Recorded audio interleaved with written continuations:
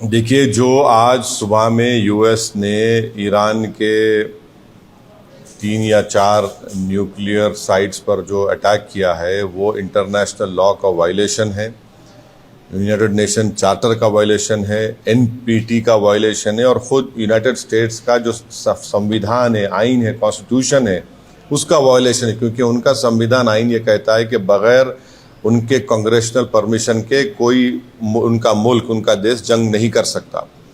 पांचवी बात यह है कि ये हमला करके यूनाइटेड स्टेट्स ने गज़ा में जो फ़लस्तीनियों का एथनिक क्लेंसिंग हो रहा है, जेनोसाइड हो रहा है, उसको कवर अप कर रहे हैं।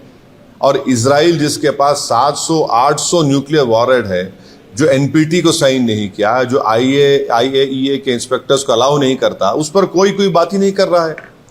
और छठी बात यह है कि मेरी बात लिख के रख लीजिए कि 5-10 साल में ईरान 90% यूरेनियम का एनरिचमेंट करेगा, 90% करेगा। अब नहीं रोक सकते ईरान को। अब ईरान एनपीटी से निकल जाएगा और एनरिचमेंट करेगा।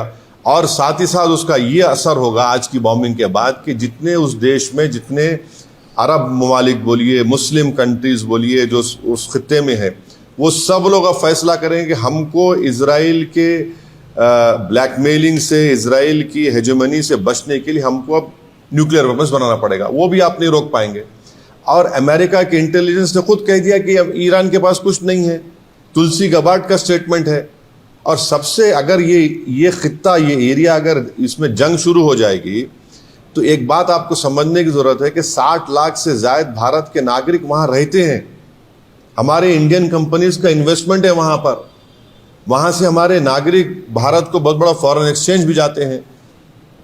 अनलाइक नॉर्थ अमेरिका के, वहां तो इनकम टैक्स भी नहीं लिया जाता उनसे।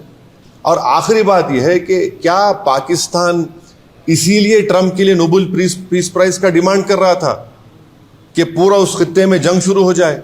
क्या इसीलिए उनके जनरल जाकर लंच खा के आए थे वहां पर कि पूरे इस इलाके में आग लग जाए, जंग शुरू हो जाए वहां पर?